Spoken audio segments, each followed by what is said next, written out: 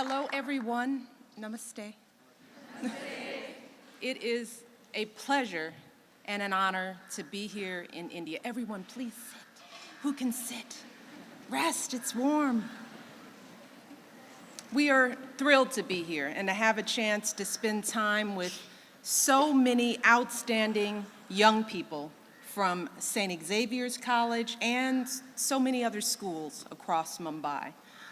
Now, this is my first trip to India, but it is not my first exposure to India's wonderful culture and people. You see, I grew up in Chicago, which is a city with one of the largest Indian American communities in our country. And of course, last year, as you know, we were proud to host Prime Minister Singh and Mrs. Kaur for our very first state visit and dinner. It was a beautiful evening under a tent on the south lawn of the White House, and we got to hear some pretty great Bhangra as well. I danced there too. So I have really been looking forward to this trip for a very long time. The time that we spend with young people during our travel is very special to both me and to the President. When I was your age, I never dreamed of traveling to countries like this and meeting with young people like all of you. In fact, there were a lot of things that I had never imagined for myself growing up, including having the honor of serving as my country's First Lady. My family didn't have a lot of money. My parents never went to college. I grew up in a little bitty apartment in a working class neighborhood on the south side of Chicago. My parents worked hard to pay the bills and to keep a roof over our heads. But even though my parents couldn't give us material things, they gave us something much more precious. They gave me and my brother strong values. They taught us to treat others with dignity and respect. They taught us to push for excellence in every single thing we did. They taught us to be humble and to be grateful for everything we had. They taught us to put every last bit of effort into our education and to take pride in our work. They taught us that our circumstances didn't define us, and that if we believed in ourselves, if we made the most of every single opportunity, we could build our own destinies and accomplish anything we put our minds to. And I try every single day to take those lessons to heart. And the fact that all of you are here today tells me that we all share these same values, that we all learn these same lessons. You're here today because, like me and my husband, you believe in your dreams, and you're working hard every single day to fulfill them. More importantly, you're here because you've committed to something greater than yourselves. You're here not just because of your academic and extracurricular activities and achievements, but because of what you've done to give back to your schools and to your communities. Your willingness to serve is critical for all that lies ahead once you finish your education. Because the truth is, pretty soon, the responsibilities for building our future will fall to all of you. Soon, we're going to be looking to your generation to make the discoveries and build the industries that will shape our world for decades to come. We'll be looking to you to protect our planet. We're going to be looking to you to lift up our most vulnerable citizens. We're going to be looking to you to heal the divisions that too often keep us apart. And I believe that you and your peers around the world are more than up to the challenge. Because I've seen it firsthand right here in India. Just yesterday, I had the wonderful opportunity to visit an organization called Make a Difference. It's an amazing program designed and run by young adults who recruit other young people, outstanding college students like themselves, to mentor and teach children who, as the founder said, haven't had the same chances in life as many of the mentors have had. These young volunteers understand and believe in something very simple, that all children, regardless of their circumstances, deserve the same chance to get educated and to build productive and successful lives. And I know that many of you here today are doing equally important work in your communities and your schools. Everything from holding camps for kids in need, to teaching computer literacy skills, to finding new ways to conserve energy.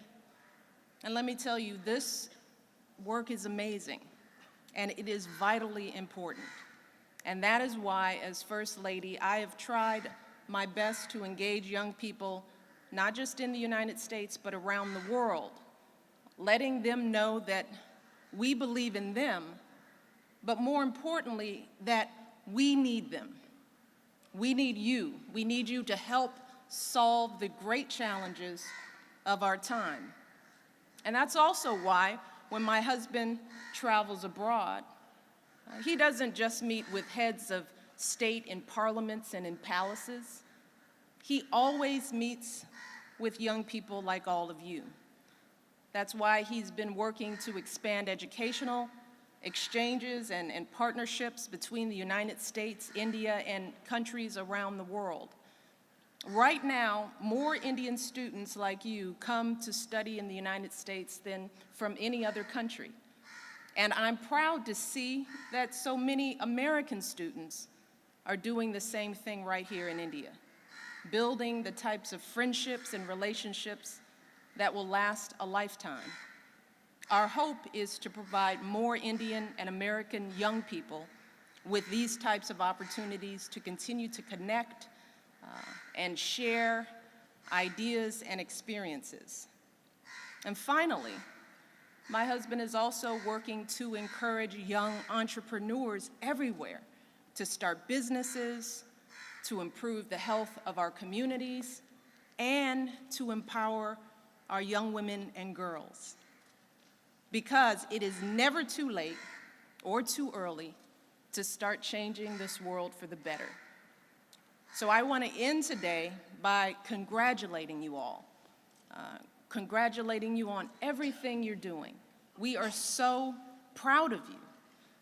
I want to encourage you to keep dreaming big, huge, gigantic dreams, not just for yourselves, but for your communities and for our world.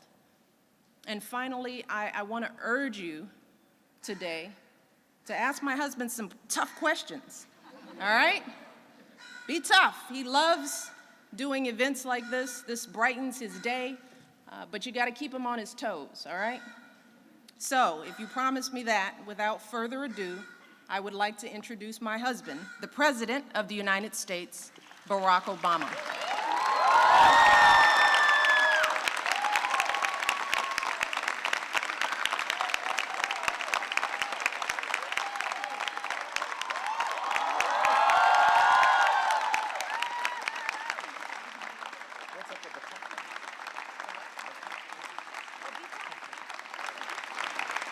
Thank you, everybody. Thank you so much.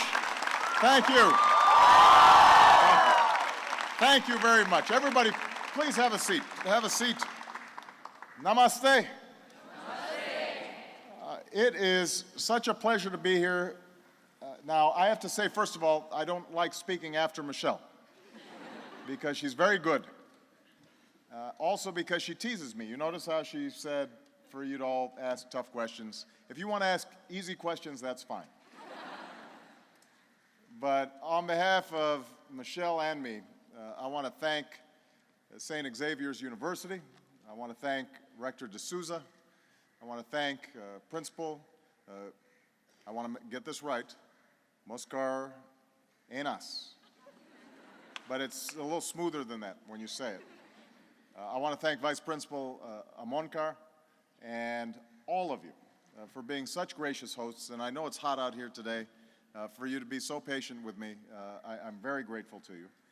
I also want to thank the city of Mumbai and the people of India for giving us such an extraordinary welcome. In a few minutes, I'll take some questions. I come here not just to speak, but also to listen.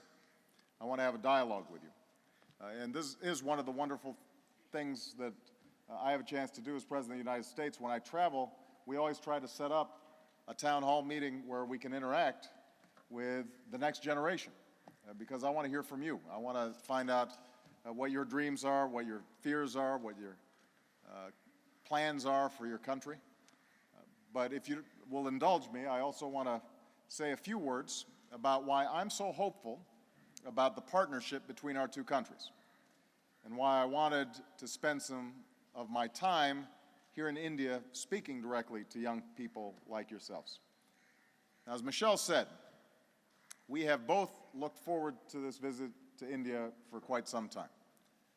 We have an extraordinary amount of respect for the rich and diverse civilization that has thrived here for thousands of years. We've drawn strength from India's 20th century independence struggle, which helped inspire America's own civil rights movement. We've marveled at India's growing economy and its dynamic democracy.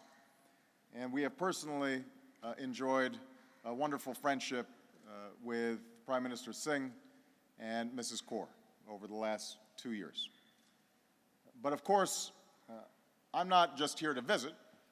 I'm here because the partnership between India and the United States, I believe, has limitless potential to improve the lives of both Americans and Indians, just as it has the potential to be an anchor of security and prosperity and progress for Asia and for the world. The U.S.-India relationship will be indispensable in shaping the 21st century. And the reason why is simple. As two great powers and as the world's two largest democracies, the United States and India share common interests and common values. Values of self-determination and equality. Values of tolerance and a belief in the dignity of every human being. Already on this trip, I've seen those shared interests and values firsthand. We share a commitment to see that the future belongs to hope and not fear. And I was honored to stay at the Taj Hotel, the site of the 26/11 attacks.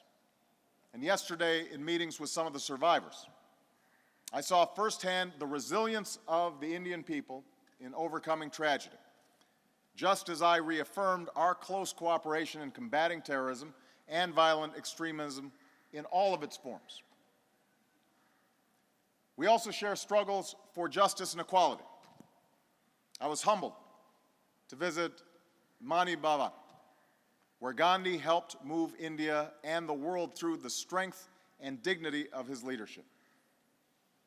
We share a commitment to see that this era after globalization leads to greater opportunity for all our people. And so yesterday, at a summit of business leaders and entrepreneurs, we discussed the potential for greater economic cooperation between our two countries. Cooperation that create jobs and opportunity through increased trade and investment, unleashing the potential of individuals in both our countries. And even as we are countries that look to the future with optimism, Americans and Indians draw strength from tradition and from faith. This morning, Michelle and I enjoyed the chance to join young people here in Mumbai to celebrate Diwali, a holiday that is observed not just here in India, but also in the United States, where millions of Indian Americans have enriched our country. I have to point out, by the way, if those of you had a chance to see Michelle dance, she was moving. And it was just an extraordinary gift for these young people to perform and share this wonderful tradition with us. Tomorrow in New Delhi, I'll have the opportunity to meet with Prime Minister Singh and many other leaders, and I'll have the privilege to address your parliament. And there I will discuss in greater detail our efforts to broaden and deepen our cooperation and make some specific announcements on important issues like counterterrorism and regional security, on clean energy and climate change, and on the advance of economic growth and development and democracy around the globe. Now, just as the sights I've seen and the people I've met here in Mumbai speak to our common humanity, the common thread that runs through the different issues that our countries cooperate on is my determination to take the partnership between our two countries to an entirely new level. Because the United States does not just believe, as some people say, that India is a rising power. We believe that India has already risen.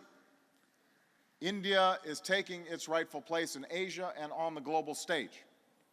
And we see India's emergence as good for the United States and good for the world. But India's future won't simply be determined by powerful CEOs and political leaders, just as I know that the ties among our people aren't limited to contacts between our corporations and our governments.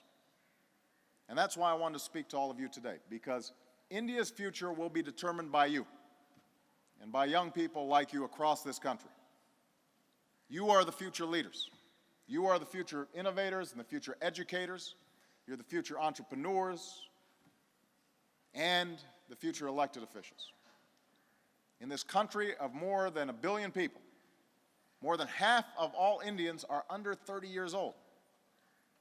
That's an extraordinary statistic, and it's one that speaks to a great sense of possibility. Because in a democracy like India's or America's, every single child holds within them the promise of greatness, and every child should have the opportunity to achieve that greatness. And most of you are probably close to 20 years old. Just think how the world has changed in those 20 years. India's economy has grown at a breathtaking rate. Living standards have improved for hundreds of millions of people. Your democracy has weathered assassination and terrorism. And meanwhile, around the globe, the Cold War is a distant memory, and a new order has emerged, one that's reflected in the 20 members of the G20 that will come together in Seoul next week, as countries like India assume a greater role on the world stage. So now the future of this country is in your hands. And before I take your questions, I want you to consider 3 questions I have for you. Questions about what the next 20 years will bring. First, what do you want India to look like in 20 years? Nobody else can answer this question but you. It's your destiny to write. One of the great blessings of living in a democracy is that you can always improve the democracy. As our founding fathers wrote in the United States, you can always forge a more perfect union. But if you look at India's last 20 years, it's hard not to see the future with optimism. You have the chance to lift another several hundreds of millions of people out of poverty. Grow even more this enormous middle class that can fuel growth in this country and beyond. You have the chance to take on greater responsibilities on the global stage while playing a leading role in this hugely important part of the world. And together with the United States, you can also seize the opportunities afforded by our times. The clean energy technologies that can power our lives and save our planet. The chance to reach new frontiers in outer space. The research and development that can lead to new industry and a higher standard of living. The prospect of advancing the cause of peace and pluralism in our own countries, but also beyond our borders. Which brings me to a second question. 20 years from now, what kind of partnership do you want to have with America? Just before I came to speak to all of you today, I visited 2 expos, right, in another courtyard here, that underscore the kind of progress we can make together.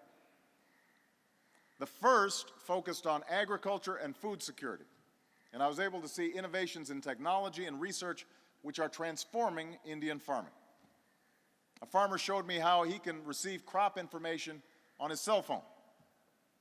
Another showed me how tools appropriately sized and weighted for women are helping her and other female farmers increase their productivity. Many of these innovations are the result of public and private collaborations between the United States and India. The same collaboration that helped produce the first green revolution in the 1960s. And tomorrow I will be discussing with Prime Minister Singh how we can advance that cooperation in the 21st century, not only to benefit India, not only to benefit the United States, but to benefit the world. India can become a model for countries around the world that are striving for food security. And the second expo I toured focused on the ways that innovation is empowering Indian citizens to ensure that democracy delivers for them. So I heard directly from citizens in a village hundreds of miles away through e-Panchayat. I saw new technologies and approaches that allow citizens to get information or to fight corruption, monitor elections, find out whether their elected officials are actually going to work, holding government accountable. And while these innovations are uniquely India's, their lessons can be applied around the world. So earlier this year at the UN, I called for a new focus on open societies that support open government and highlighted their potential to strengthen the foundation of freedoms in our own countries while living up to the ideals that can light the world. And that's what India is starting to do with some of this innovation. We must remember that in some places the future of democracy is still very much in question. Just to give you an example, there are elections that are being held right now in Burma that will be anything but free and fair based on every report that we're seeing. And for too long, the people of Burma have been denied the right to determine their own destiny. So even as we do not impose any system of government on other countries, we, especially young people, must always speak out for those human rights that are universal and the right of people everywhere to make their own decisions about how to shape their future. Which will bring me to my final question, and then you guys can start sending questions my way. How do each of you want to make the world a better place? Keep in mind that this is your world to build, your century to shape. And you've got a powerful example of those who went before you. Just as America had the words and deeds of our founding fathers to help chart a course towards freedom and justice and opportunity, India has this incredible history to draw on, millennia of civilization, the examples of leaders like Gandhi and Nehru. As I stood at Mati Bhavan, I was reminded that Martin Luther King made his own pilgrimage to that site over 50 years ago. In fact, we saw the book that he had signed.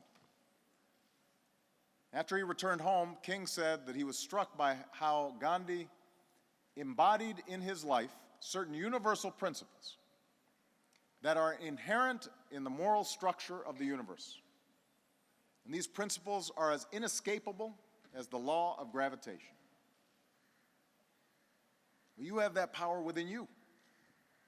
You too must embody those principles. For even within this time of great progress, there are great imperfections. The injustice of oppression, the grinding punishment of poverty, the scourge of violent extremism and war. King and Gandhi made it possible for all of us to be here today.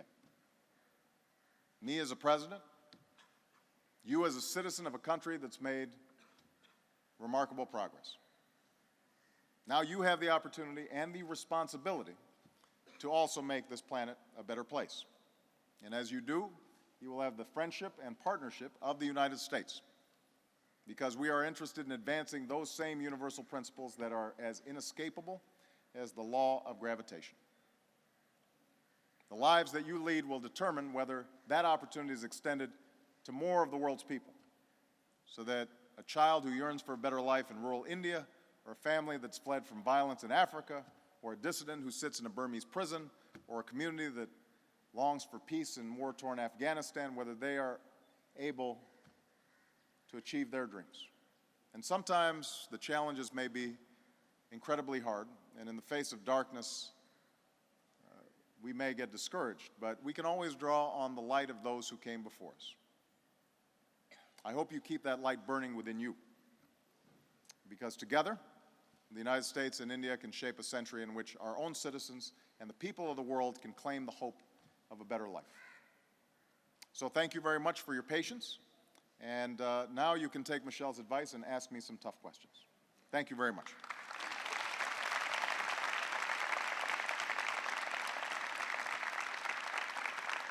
So we have, I think, people in the audience with microphones.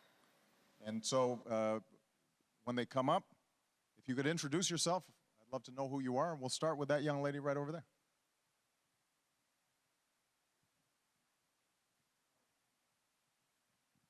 Hi, good day, sir. How are you? I'm fine. My name is Anam. I'm from St. Xavier's College. My question to you is, what is your take or opinion about jihad or jihadi, whatever is your opinion? Like, what do you think of them? Well, you know, the phrase jihad has a lot of meanings within Islam. And is subject to a lot of different interpretations. But I will say that, first, Islam is one of the world's great religions. And the more than 1 billion people who practice Islam, the overwhelming majority, view their obligations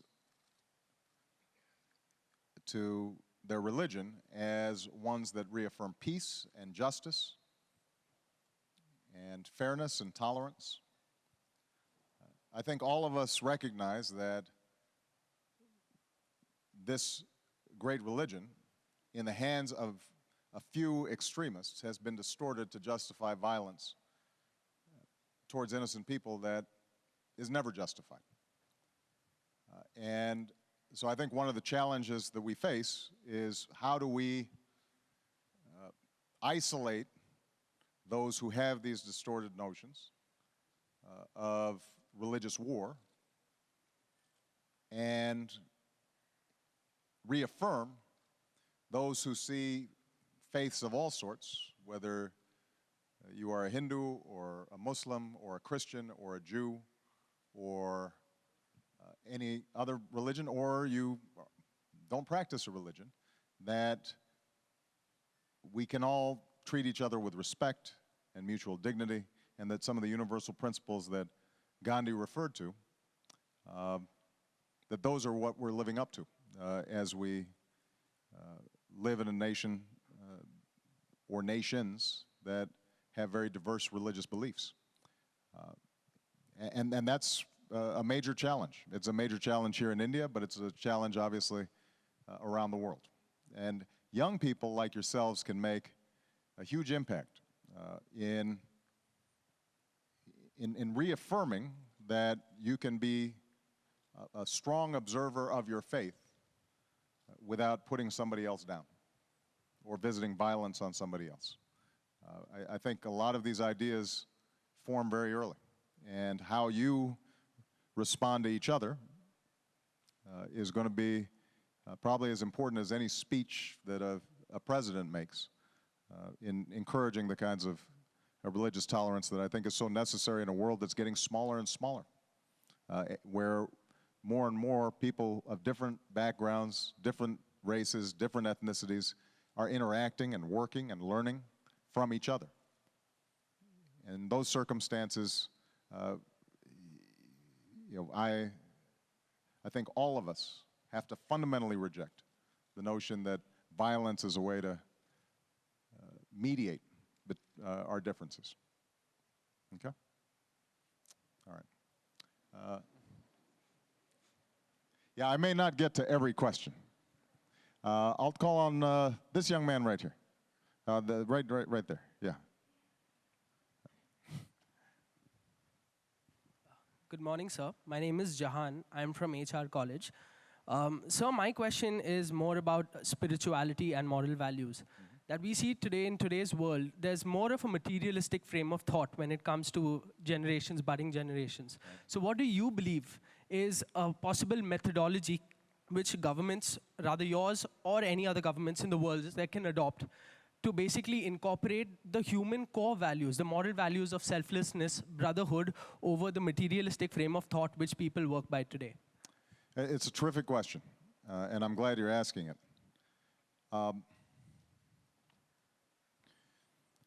India is making enormous progress in part because, like America, it has this incredible entrepreneurial talent, entrepreneurial spirit. And I think we should not underestimate how liberating economic growth can be for a country. In the United States, I used to work with a lot of churches when I was still a community organizer before I went to law school. And one of the common phrases among the pastors there was, it's hard to preach to an empty stomach. It's hard to preach to an empty stomach. If people have severe, immediate material needs, shelter, food, clothing, then that is their focus.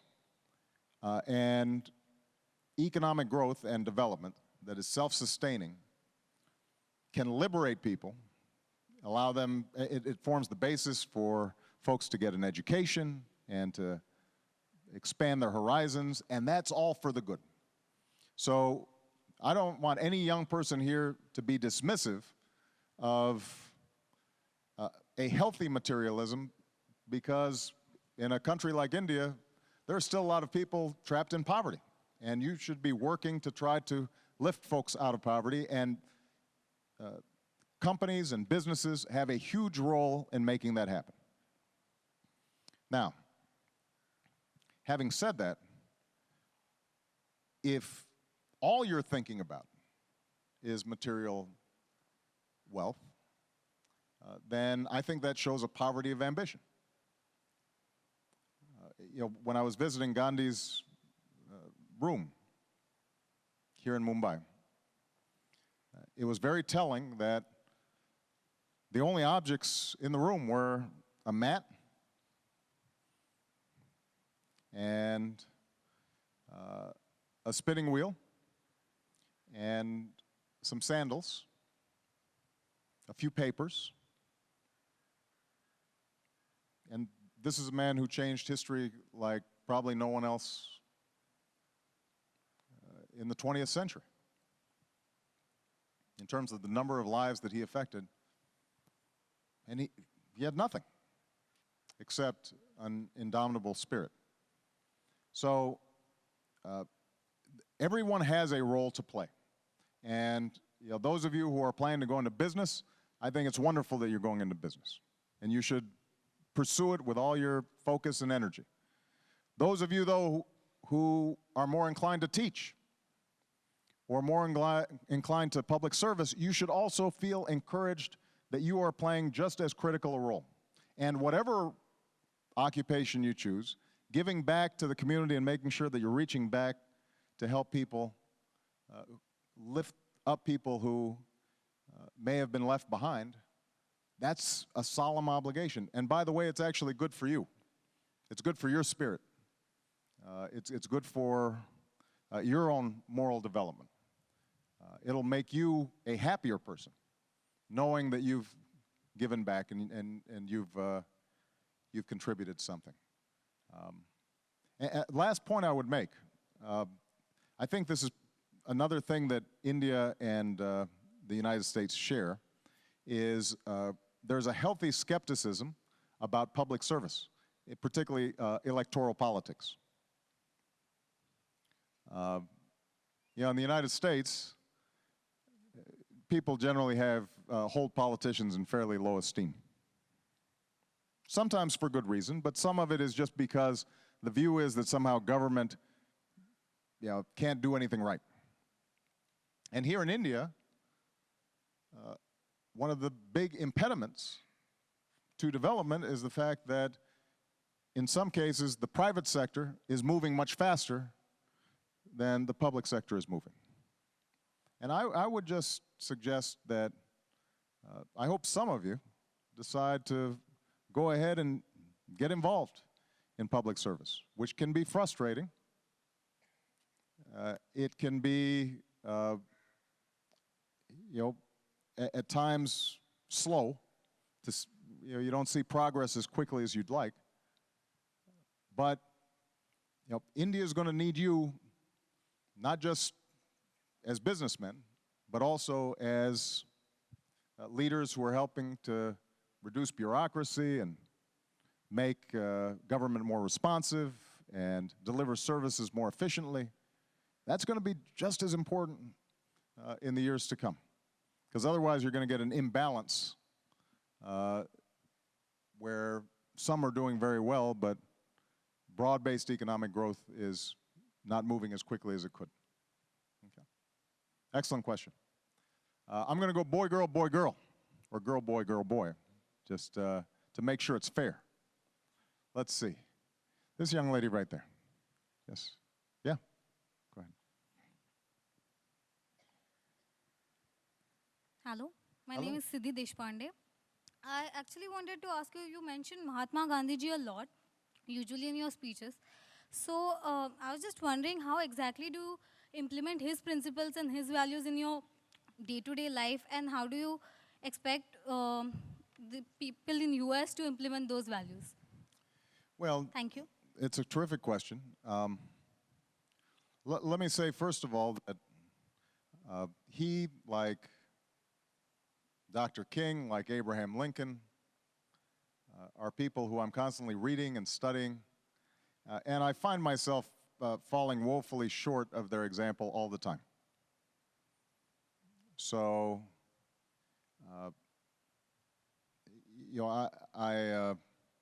I'm often frustrated by how far I fall short of their example. But I do think that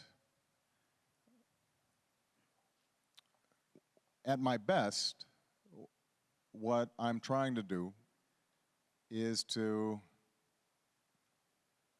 apply principles that fundamentally come down to something shared in all the world's religions, which is to see yourself in other people, to understand the inherent worth and dignity of every individual, regardless of station, regardless of rank, regardless of wealth, and to absolutely value and cherish and respect that individual. And then hopefully try to take that principle of treating others as you would want to be treated, and find ways where that can apply itself in communities, and in cities, and in states, and ultimately in a country and in the world. As I said, I often find myself falling short of that ideal. But I tend to judge any particular policy based on, is this advancing that spirit? That it's helping individuals realize their potential, that it's making sure that all children are getting an education, so that I'm not just worrying about my children, that I'm thinking first and foremost about the United States of America, because that's my responsibility as president, but I'm also recognizing that we are in an interrelationship with other countries in the world, and I can't ignore an abuse of human rights in another country. I can't ignore hardships that may be suffered by somebody of a different nationality. That, I think, more than anything, is what I carry with me on a day-to-day basis. But it's not always apparent that I'm making progress on that front. One of the other things I draw from all great men and women, like a Gandhi, though, is that on this journey you're going to experience setbacks, and you have to be persistent and stubborn. and you just have to keep on going at it, and you'll never roll the boulder all the way up the hill, but you may get it part of the way up. Good. This gentleman in the blue shirt, right here. Do we have a microphone? Oh, here we go. Thanks. Good afternoon, Mr. President. Good afternoon. It's an honor to question you.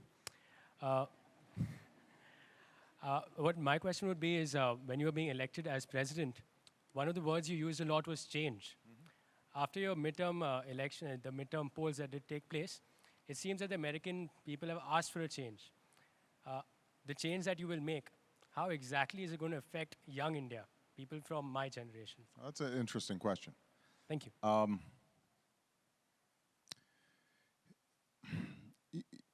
The United States has gone through probably the toughest 2 years economically as we've gone through since the 1930s.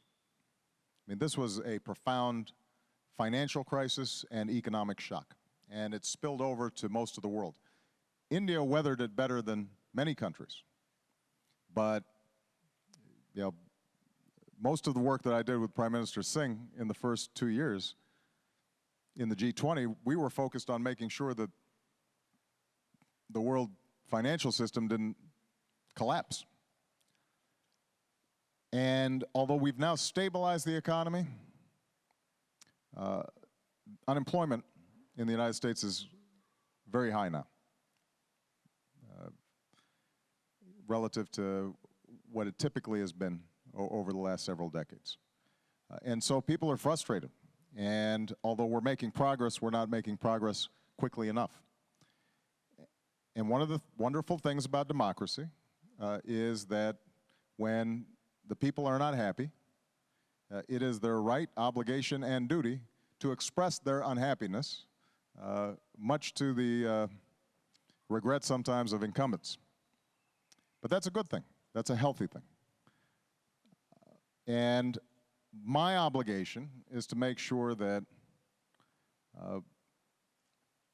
that I stick to the principles and beliefs and ideas that will move America forward, because I profoundly believe that we have to invest in education, that will be the primary driver of growth in the future, that we've got to invest in a strong infrastructure, that we have to make sure that we are taking advantage of opportunities like clean energy.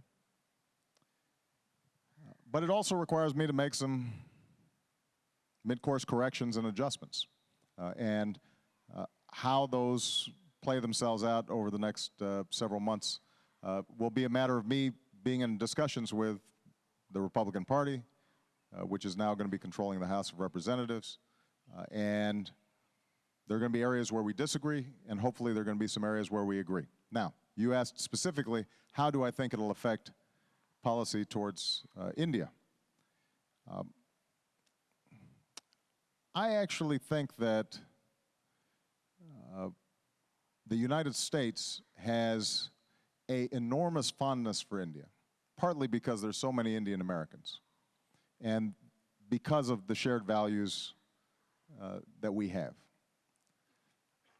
And so there is a strong bipartisan belief that India is going to be a critical partner with the United States in the 21st century. That was true when George Bush was president. That was true when Bill Clinton was president. It was true under Democratic and Republican control of Congress. So I don't think that fundamental belief is going to be altered in any significant way. I do think that one of the challenges that we're going to be facing in the United States is at a time when we're still recovering from this crisis. How do we respond to some of the challenges of globalization? Because the fact of the matter is that for most of my lifetime, I'll turn 50 next year.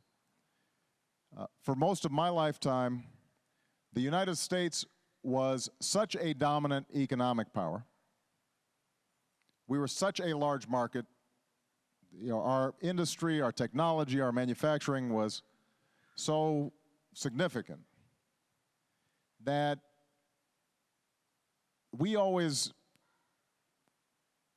met the rest of the world economically on our terms. And now, because of the incredible rise of India and China and Brazil and other countries, the United States remains the largest economy and the largest market, but there's real competition out there. And that's potentially healthy. It makes, Michelle was saying earlier, I like tough questions because it keeps me on my toes. Well, this will keep America on its toes. And I'm positive we can compete because we've got the most open, most dynamic, entrepreneurial culture. We've got some of the finest universities in the world, incredible research and technology. But it means that we're going to have to compete. And I think that there's going to be a tug of war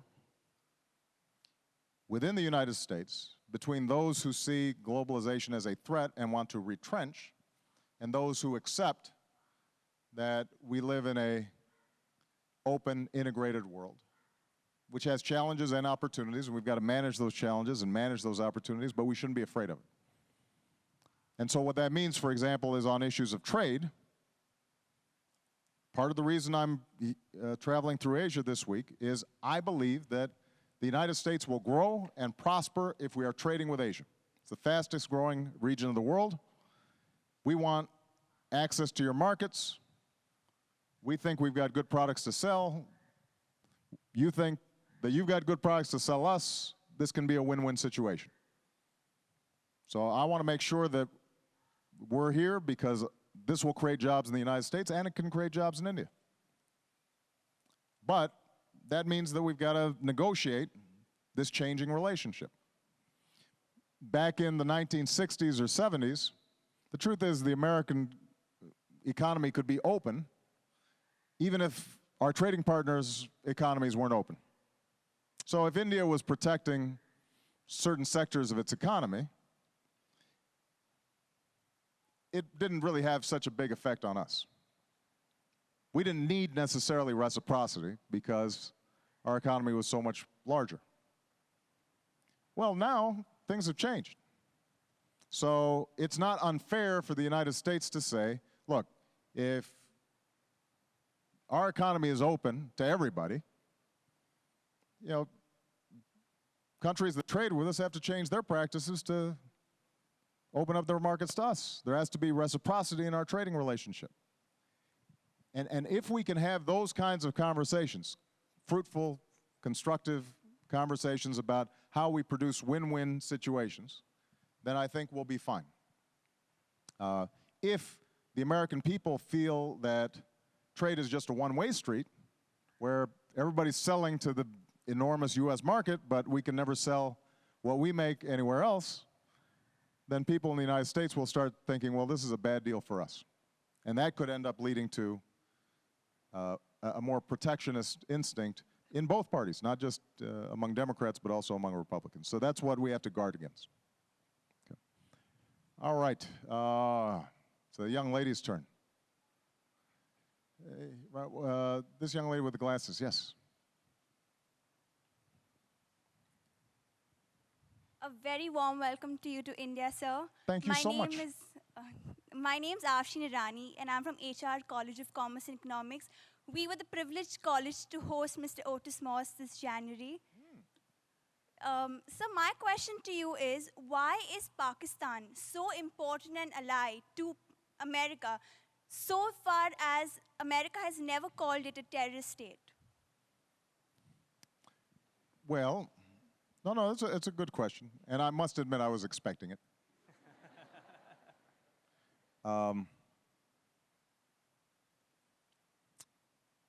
Pakistan is an enormous country. It is a strategically important country, not just for the United States, but for the world. It is a country whose people have enormous potential,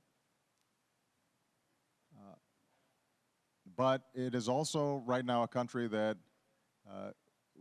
within it has some of the extremist elements that we discussed in the first question. That's not unique to Pakistan, but obviously it exists in Pakistan. The Pakistani government is very aware of that.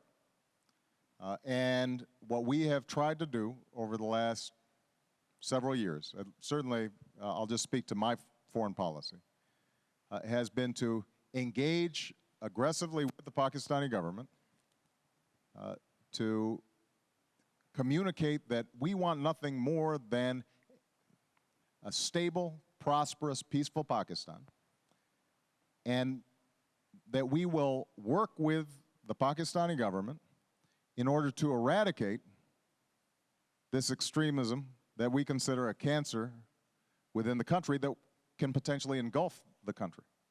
And I will tell you that I think the Pakistani government understands now the potential threat that exists within their own borders. There are more Pakistanis who've been killed by terrorists inside Pakistan than probably anywhere else. Now, progress is not as quick as we'd like. Partly because when you get into, for example, some of the Northwest Territories, this is very difficult terrain, very entrenched. The Pakistani army has actually shifted some of its emphasis and focus into those areas, but that's not originally what their armed forces were designed to do, and so they're having to adapt and adjust to these new dangers and these new realities. I think there is a growing recognition, but it's something that it doesn't happen overnight, of what a profound problem this is. And so our feeling has been to be honest and forthright with Pakistan, to say we are your friend, this is a problem, and we will help you, but the problem has to be addressed. Now, let me just make this point, because obviously the history between India and Pakistan is incredibly complex and was born of much tragedy and much violence. And so it may be surprising to some of you to hear me say this, but I'm absolutely convinced that the country that has the biggest stake in Pakistan's success is India. I think that if Pakistan is unstable, that's bad for India. If Pakistan is stable and prosperous, that's good. Because India is on the move. And, it is absolutely in your interest at a time when you're starting to succeed in incredible ways on the global economic stage, that you want the distraction of security and stability in your region. So my hope is that over time, trust develops between the two countries, that dialogue begins, perhaps on less controversial issues, building up to more controversial issues, and that over time there's a recognition that India and Pakistan can live side by side in peace, and that both countries can prosper. That will not happen tomorrow, but I think that needs to be our ultimate goal. Okay. And by the way, the United States stands to be a friend and a partner in that process, but we can't impose that on India and Pakistan. Ultimately, India and Pakistan have to arrive at their own understandings in terms of how the relationship evolves. Okay, I've got time for one more question. It's a guy's turn. This young man right here. in the striped shirt. Good afternoon, Mr. President. It's an absolute honor to hear you, and I must say this, that one day I hope I'd be half as good as a narrator as you are today. Well, you're very kind. Thank you. Mr. President, my question relates to your Afghanistan policy. In light of your statements that the troop withdrawal would start from 2011, there have been recent developments which indicate that USA has been in talks with Taliban, so has to strike out a stable government in Afghanistan as when they withdraw. Now, does this point to the acceptance of the inevitability of the US to fulfill the vision which they had with which they invaded Afghanistan in 2001? Does it point out to their inability to take a military control of all the tumultuous southern regions so that they can install a stable governance? We have noticed that in Iraq, where there's a lot of instability now, so does it point to a sort of tacit acceptance of US inability to create harmony in Afghanistan?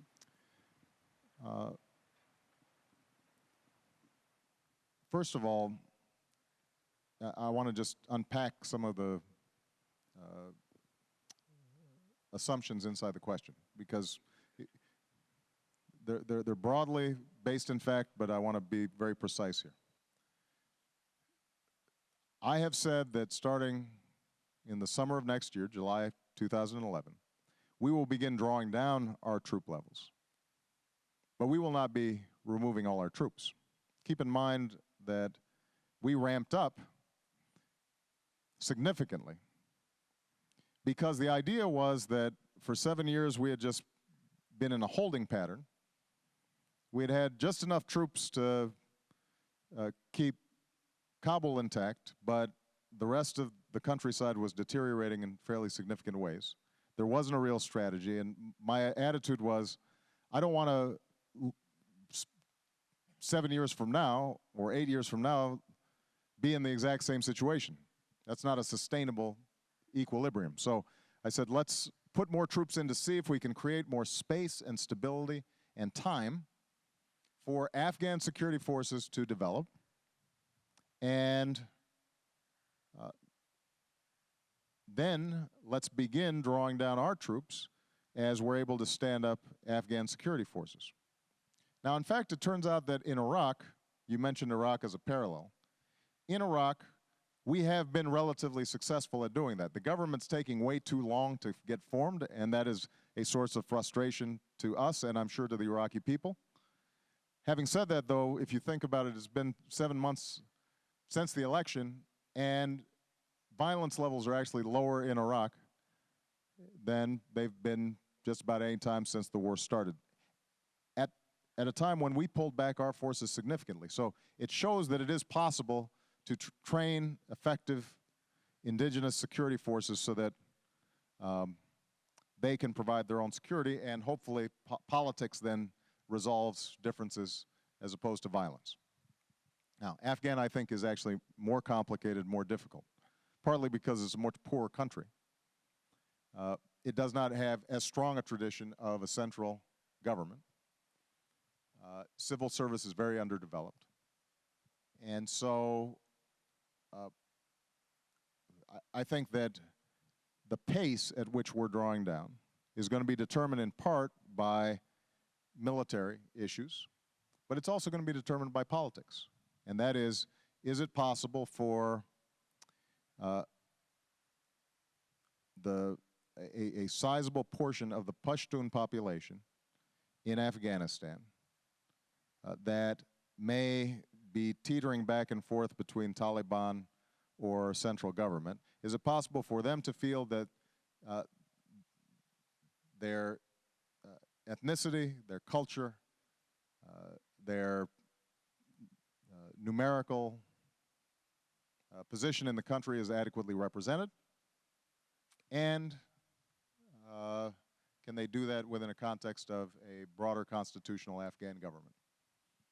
And I think that's a worthy conversation to have. So what we've said to President Karzai, because this is being initiated by him, what we've said is, if former Taliban members or current Taliban members say that they are willing to disassociate themselves with al-Qaeda, renounce violence as a means of achieving their political aims, and are willing to respect the Afghan constitution so that, for example, women are treated with, with all the rights that men are afforded, then absolutely we support the idea of a political resolution of some of these differences. Now, there are going to be some elements that are affiliated to the Taliban that are also affiliated with Al-Qaeda or LT or these other organizations, these extremists, that are irreconcilable. They will be there. And there will need to be a military response to those who would perpetrate the kind of violence that we saw here in Mumbai in a significant, ongoing way, or the kind that we saw on 9/11 in New York City. But I think a stable Afghanistan is achievable. Will it look exactly as I might design a democracy? Well, probably not. It will take on an Afghan character. I do think that there are lessons that India has to show, not just countries like Afghanistan, but countries in sub-Saharan Africa. I mean, some of the incredible work that I saw being done in the agricultural sector is applicable to widely dispersed rural areas in a place like Afghanistan, and could, and I promise you, if we can increase farmers' yields in Afghanistan by 20% or 25%, and they can then get their crops to market, and they're cutting out a middleman, and they end up seeing a better standard of life for themselves, that goes a long way in encouraging them to affiliate with a modern world. And so, India's investment in development in Afghanistan is appreciated. Pakistan has to be a partner in this process. In fact, all countries in the region are going to need to be partners in this process. And the United States welcomes that. We don't think we can do this alone. But part of our, and this is probably a good way to end, part of my strong belief is that around the world, your generation is poised to solve some of my generation's mistakes and my parents' generation's mistakes. You'll make your own mistakes, but there's such incredible potential and promise for you to start pointing in new directions in terms of how economies are organized, in terms of how moral precepts and values and principles are applied, in how nations work together to police each other so that they're not, so that when there's genocide or there is ethnic cleansing or there are gross violations of human rights, that an international community joins together and speaks with one voice. So that economic integration isn't a source of fear or anxiety, but rather is seen as enormous promise and potential. Where we're able to tackle problems that we can't solve by ourselves. I went to a lower school. Do you call them high schools here? All right, so high school. And Michelle and I saw this wonderful exhibit of global warming and the concerns that these young people had. And they were 14, 15. And their energy and their enthusiasm was infectious. And I asked them, which one of you are going to be scientists who are going to try to solve this problem? And all of them raised their hands. And I said, well, this is hugely important for India. And they said, no, not for India, for the world. You see, their ambitions were not just to be great scientists for India. Their ambition was to be a great scientist for the world, because they understood that something like climate change or clean energy, that's not an American problem or an Indian problem. That's a human problem. And all of us are going to have to be involved in finding solutions to it. And as I listen to all of you with your wonderful questions, I am incredibly optimistic and encouraged that you will help find those solutions in the years to come. So thank you very much for your hospitality. Thank you, everybody.